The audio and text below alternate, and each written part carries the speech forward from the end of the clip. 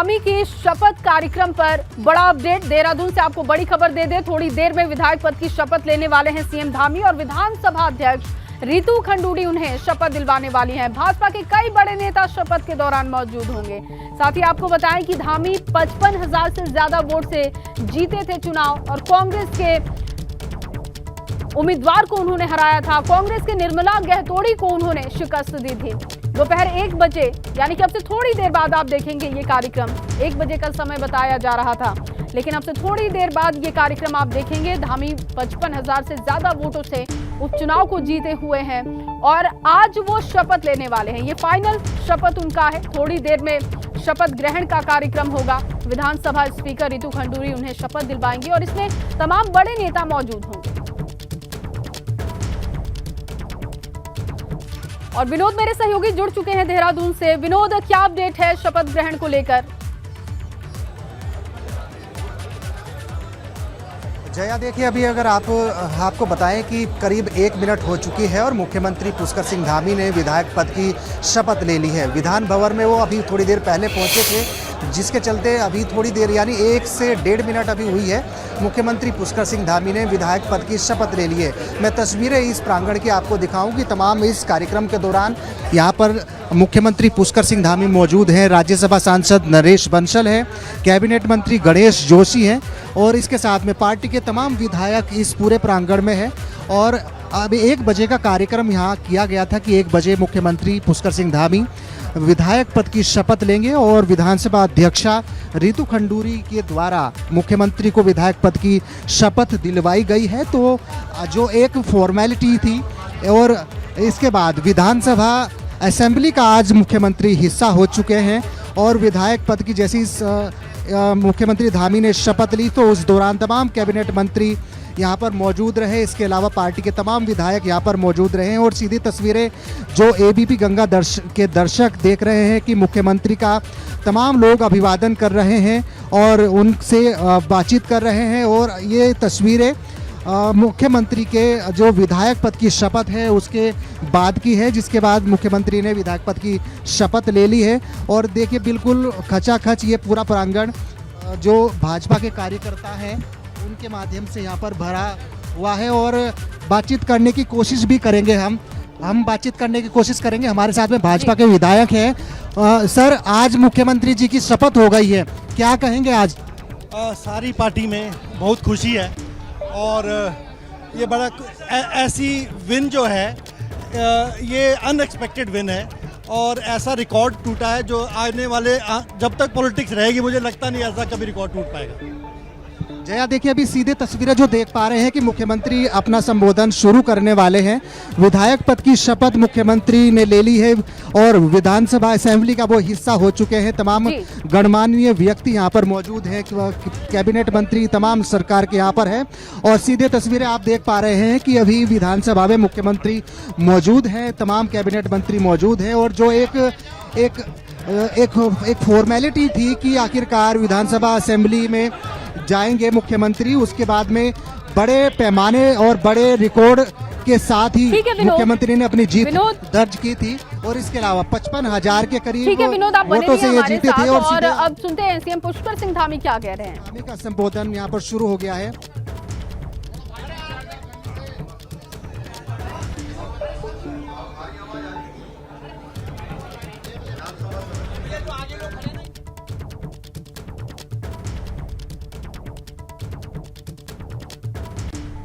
तो विधानसभा से ये तस्वीरें आप देख रहे हैं। देखिए अब से थोड़ी देर बाद आप सीएम को भी सुनेंगे। अभिवादन संबोधन उनका ये होगा। शपथ लेने का सौभाग्य मिला है।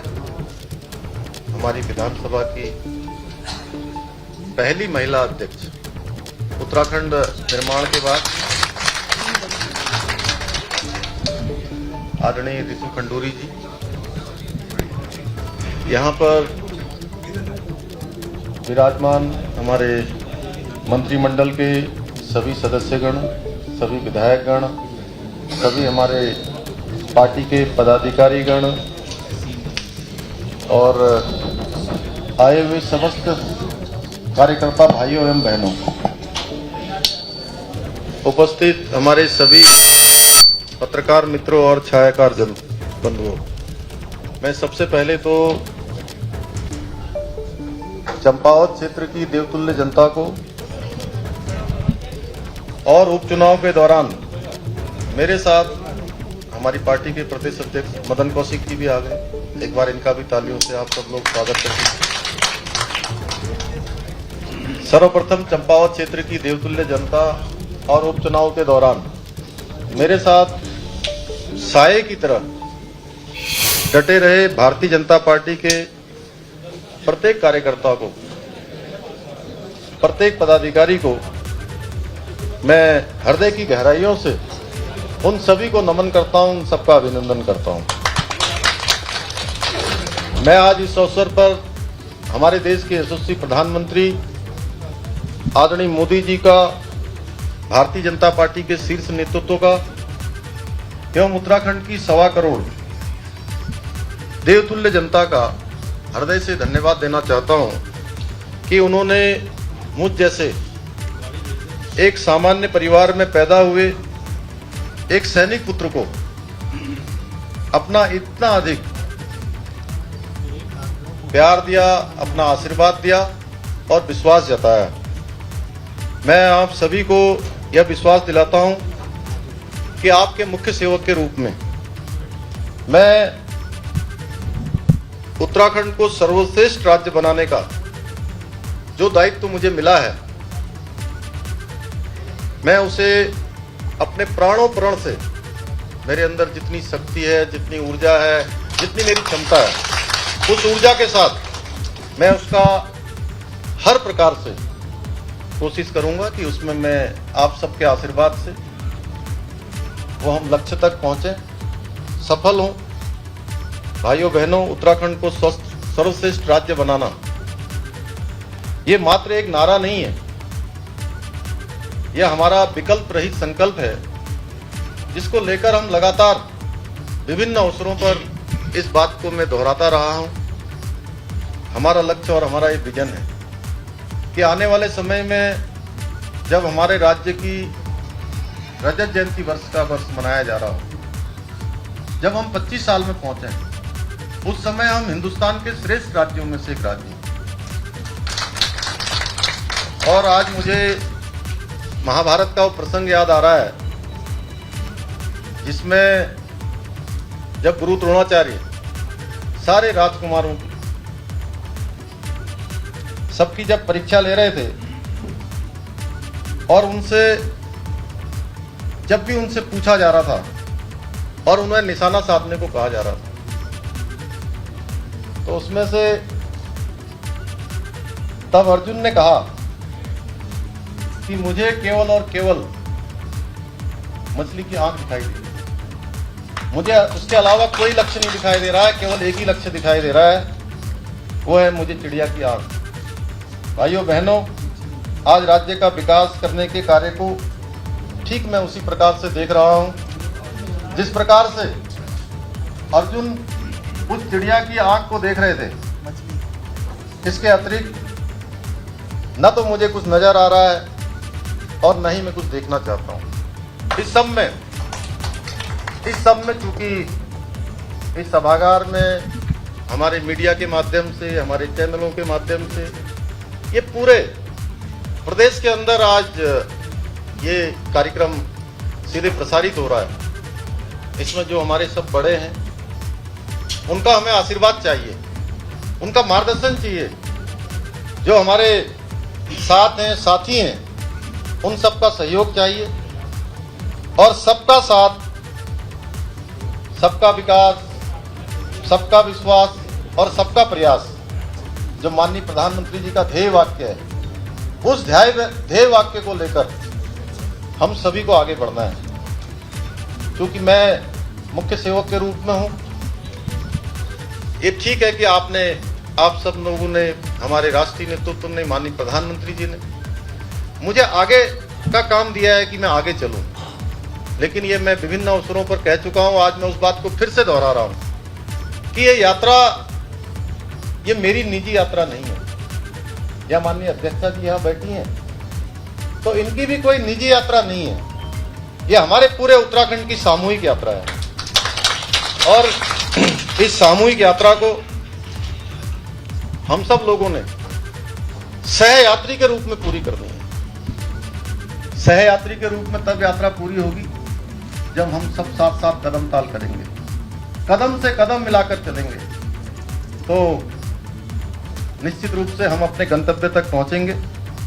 आज मैंने केवल शपथ ही नहीं ली है, बल्कि आज मेरे साथ हर उस उत्तराखंड वासी ने शपथ ली है जो देवभूमि की तरक्की चाहता है, जो पलायन को रोकना चाहता है, जो रोजगार के अवसर चाहता है, जो हमारी सांस्कृतिक पहचान को और सशक्त बनते हुए देखना चाहता है। और मोदी जी के नेतृत्व में जो धर्म और उत्थान और संस्कृति का जो उद्भव हुआ है, जो आज उत्थान हुआ है, उस उत्थान में अपना यात्री बनना चाहता है, सहयात्री बनना चाहता है, साथ चलना चाहता है। उसके उन सभी ने शपथ ली है। आज हमें अंत्योदय के अपने अंतिम लक्ष्य को प्राप्त करना है, सर्वश्रेष्ठ उत्तराखंड बनाने की यात्रा को तय करना है। हमारी सरकार ने सरलीकरण, समाधान और निस्तारण और साथ में संतुष्टि के सूत्र को अपनाते हुए प्रदेश की आशाओं और आकांक्षाओं को पूर्ण करना है। मुझे आप सभी को यह बताते हुए हर्ष का अनुभव हो रहा है कि चुनाव से पहले जो हमारी पार्टी ने और हमने जो एक संकल्प लिया था और एक संकल्प पत्र उत्तराखंड की देवतुल्य जनता के सामने रखा था और जो दृष्टि पत्र तैयार किया था, उस पर हम तेज गति से काम कर रहे हैं, तीव्र गति से आगे बढ़ रहे हैं। उसके लिए हमने, आपने देखा होगा, यूनिफॉर्म सिविल कोड, उसको लागू करने की दिशा में हम आगे बढ़ गए हैं। जब चुनाव शुरू हो रहा था तो चुनाव के समय में जिन्होंने अपने समय में कोई काम नहीं किया, अगर उन्होंने काम किया होता तो उनको कहना नहीं पड़ता। तब वो केवल इस बात का उलाहना दे रहे थे, इस बात की बात लोगों के बीच में जाके भरमाने का काम कर रहे थे कि ये केवल चुनाव का सीखूखा है, चुनाव समाप्त होगा तो ये बात भी समाप्त हो जाएगी। लेकिन भाइयों बहनों, मुझे बताते हुए खुशी हो रही है कि हमने पहले मंत्रिमंडल की बैठक में हमने पहली मंत्रिमंडल की बैठक करी और उस मंत्रिमंडल की बैठक में सर्वसम्मति से एक मत से हमने निर्णय लिया कि हम समान नागरिक संहिता का कानून उत्तराखंड के अंदर लागू करेंगे। और उसके पीछे जो ध्येय है, जो उसका उद्देश्य है, वो हम विभिन्न अवसरों पर पहले भी बता चुके हैं कि उत्तराखंड राज्य देवभूमि है। यहाँ पर धर्म, अध्यात्म और संस्कृति का केंद्र है। इसके साथ साथ हर परिवार से यहाँ कोई न कोई सेना के अंदर काम करता है, कोई सेना में काम करता है, कोई अर्धसैनिक बलों में काम करता है, और दो अंतर्राष्ट्रीय सीमाओं से हमारा राज्य लगा हुआ है। तो हमारे राज्य के अंदर एक समान कानून होना चाहिए। कोई किसी धर्म का हो, संप्रदाय का हो, पंथ का हो, किसी भी को मानने वाला हो, उन सब के लिए एक समान कानून होना चाहिए। उस दिशा में हम आगे बढ़ गए भाइयों बहनों। उसके लिए हमने सेवानिवृत्त न्यायाधीश रंजना प्रकाश देसाई के नेतृत्व में, उनकी अध्यक्षता में एक कमेटी का गठन कर दिया है। वो कमेटी जल्दी सभी हितधारकों से, जितने स्टेक होल्डर हैं, उनसे सबसे बात करने के बाद वो एक ड्राफ्ट तैयार करेंगे और उस ड्राफ्ट को सबसे बात करने के बाद उत्तराखंड की सरकार लागू करेगी। और इसको लागू करने से हमारे प्रदेश के अंदर, अभी मैं मोटा मोटा सर्वेक्षण पढ़ रहा था, मोटे मोटे एनालिसिस पढ़ रहा था कि उसके बाद कम से कम 20% जो मामले न्यायालयों में चल रहे हैं वो स्वतः ही समाप्त हो जाएंगे। इससे तेजी आएगी, एक रूपता आएगी, कानून व्यवस्था की स्थिति बनेगी। उत्तराखंड के अंदर देवभूमि से पूरे देश के अंदर एक संदेश जाएगा और हम तो इसको लागू करने की दिशा में आगे बढ़ गए हैं। हमने हिंदुस्तान के दूसरे राज्यों से भी अपेक्षा की है कि सभी राज्य अपने अपने यहाँ इस कानून को लागू करें और जिस दिशा में हम आगे बढ़े हैं, हिमालय का राज्य जहां आगे बढ़ा है, देवभूमि जहां आगे बढ़ी है, सब लोग उसमें आगे बढ़े। भाइयों बहनों, मुझे पूरा विश्वास है कि जनता के साथ साथ आप सभी लोगों के समर्थन और सहयोग से हम शीघ्र ही उत्कृष्ट उत्तराखंड, आदर्श उत्तराखंड बनाने का जो लक्ष्य है हम उसको प्राप्त करेंगे। मैं एक बार पुनः इस सम्मानित सदन से सभी प्रदेशवासियों और विशेषकर चंपावत क्षेत्र की देवतुल्य जनता का, जिनका एक ऋण मेरे ऊपर भी है, मेरी पार्टी के ऊपर भी है, उन्होंने 94% मत देकर, मैं समझता हूं कि 94% मत नहीं है, ये 100% मत है। कहीं भूलकर मेरे समझता हूं कुछ एक वोट चले गए होंगे, अन्यथा सारे के सारे जब बक्से खुल रहे थे तो सब बक्सों में से कहीं 2, कहीं 4, कहीं 5, इससे ज्यादा जा नहीं रहे थे। तो उस देवतुल्य जनता का मैं हृदय से एक बार नमन करता हूं और उस क्षेत्र के सभी देवी देवता। चंपावत विधानसभा अपने आप में एक ऐसा क्षेत्र है जहां पर मैं समझता हूं कि सर्वाधिक देवी देवताओं का स्थान है। सबसे बड़ा अगर हम शुरू करें, मां पूर्णागिरी का धाम, जहां पर एक दिन में 1 लाख से भी ज्यादा श्रद्धालु दर्शन के लिए आते हैं। दूर दूर से आते हैं, पूरे उत्तर भारत के लोग आते हैं। आगे जाएंगे तो मां बाराही का स्थान जहां बग्वाल खेली जाती है, गोलजू का स्थान, जो न्याय के देवता हैं गोलजू, उनका जन्म स्थान हुआ है। बाबा गोरखनाथ की भूमि है, बाबा बयानधुरा का स्थान है, रणकुची मैया का स्थान है, मां हिंगला देवी का स्थान है, डिप्टेश्वर महादेव वहां है, मायावती आश्रम वहां है जहां स्वामी विवेकानंद जी ने जो है अपनी साधना की थी, श्यामला ताल वहां पर है। ऐसे अनेकों स्थान, और सबसे बड़ा काली नदी का, सरयू नदी का, मां शारदा का तट उसी विधानसभा से जाता है और सीमांत भारत और नेपाल की सीमा पर लगा हुआ स्थान है। मैं उस क्षेत्र की महान जनता को, सभी देवी देवताओं को प्रणाम करता हूं कि उन्होंने मुझे उस क्षेत्र से विधायक के रूप में, एक प्रतिनिधि के रूप में इतना अंतर और इतना बड़ा बहुमत देकर सेवा करने का अवसर प्रदान किया है। मैं उन सबको, अपना उस क्षेत्र की देवतुल्य जनता को शीश झुकाकर नमन करता हूं। अंत में मुझे महान कवि श्री शिवमंगल सिंह सुमन जी की लिखी हुई ये पंक्तियां याद आ रही है। सागर की अपनी क्षमता है, सागर की अपनी क्षमता है, पर माझी भी कब थकता है। सागर की अपनी क्षमता है, पर माझी भी कब थकता है। जब तक सांसों में स्पंदन है, उसका हाथ नहीं रुकता है। इसके ही बल पर कर डाले सातों सागर पार, तूफानों की ओर घुमा दो नाविक निज पतवार।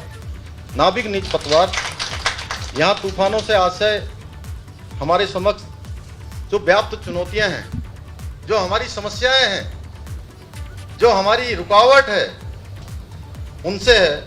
और इन चुनौतियों को समाप्त करने की हमारी दृढ़ इच्छा शक्ति हमारी पतवार है।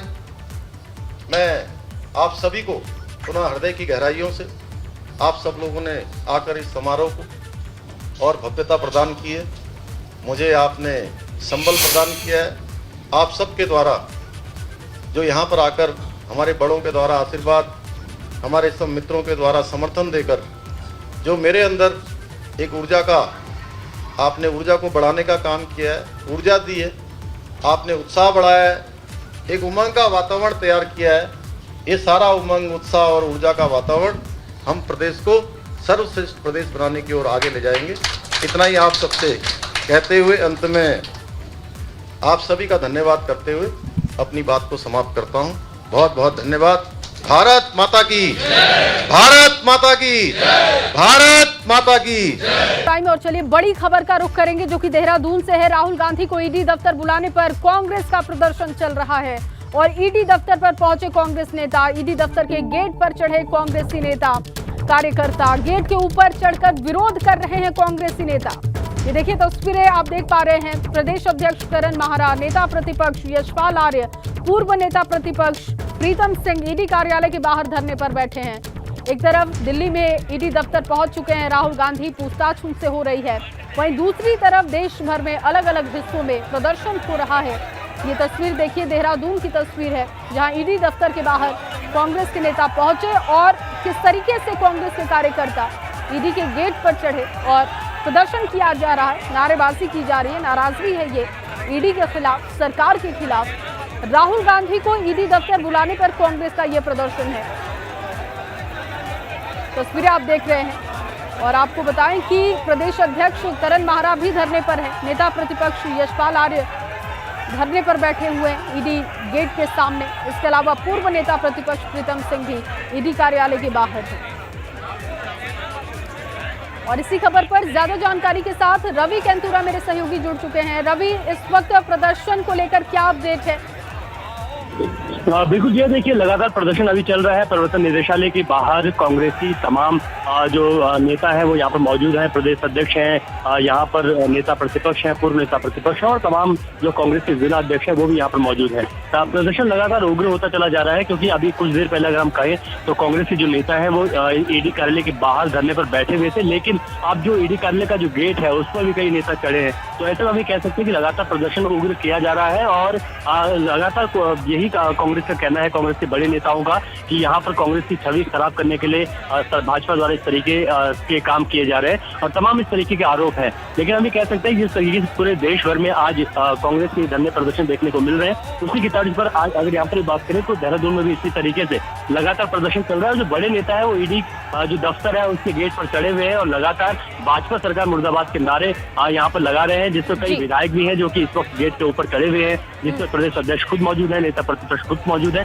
तो लगातार जो कांग्रेस का जो प्रदर्शन है वो यहाँ पर चल रहा है, क्योंकि कांग्रेस मुख्यालय से सैकड़ों की संख्या में जो कांग्रेस के कार्यकर्ता और वरिष्ठ नेता है वो यहाँ पर ईडी के कार्यालय में पदयात्रा कर पहुंचे थे और उसके बाद यहीं पर वो धरने पर बैठे हुए हैं। उसके इस तरह बिल्कुल, और प्रदर्शन और धरने की तस्वीरें भी रवि दिखा रहे हैं। बहुत शुक्रिया आपका तमाम जानकारी के लिए। देहरादून में कांग्रेस का ये प्रदर्शन चल रहा है, ईडी दफ्तर के बाहर कांग्रेस के नेता पहुंचे हुए और देखिए किस तरीके से प्रदर्शन हो रहा है। दूसरी तरफ राहुल गांधी को ईडी दफ्तर बुलाने पर बोले करण माहरा, राहुल गांधी की छवि खराब करने की कोशिश हो रही है।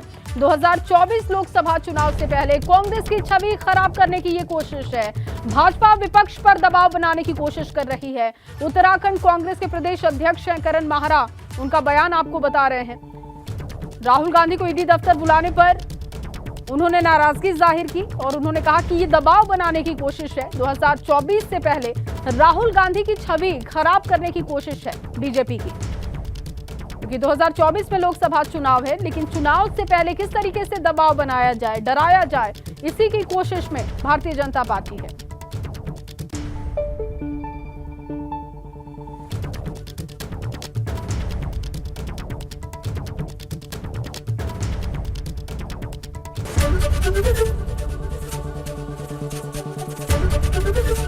एबीपी गंगा, खबर आपकी, जुबान आपकी।